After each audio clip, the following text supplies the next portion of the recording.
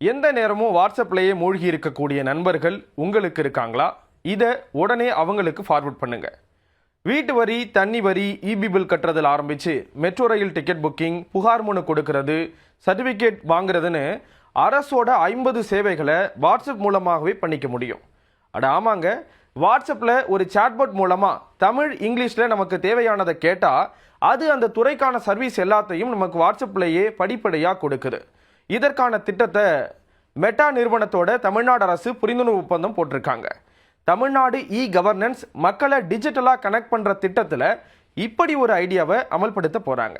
அப்புறம் என்ன, பேப்பரை தேடி, பேனாவை தேடி, மனு எழுத ஒரு ஆளை தேடி அலைய வேணாமே. எல்லாமே இனி வாட்ஸ்அப்லேயே வந்துடும். அப்ளை பண்ணி வாங்கிக்கலாம். முதற்கட்டமாக 50 சர்வீஸை அறிமுகப்படுத்துகிற அரசு மேலும் பல திட்டங்களையும் வாட்ஸ்அப் மூலமாக பெறுவதற்கான திட்டத்தையும் வச்சிருக்காங்க. தேவையற்ற அலைச்சலை தவிர்க்க மக்களுக்கு உடனடியாக எல்லாம் கிடைக்கிற வகையில் இந்த திட்டத்தை அரசு நடைமுறைப்படுத்துறதா சொல்லியிருக்காரு ஐடி துறை அமைச்சர் பழனிவேல் தியாகராஜன். அப்புறம் என்ன, இனி ஆளினால் வாட்ஸ்அப்லேயே தான்.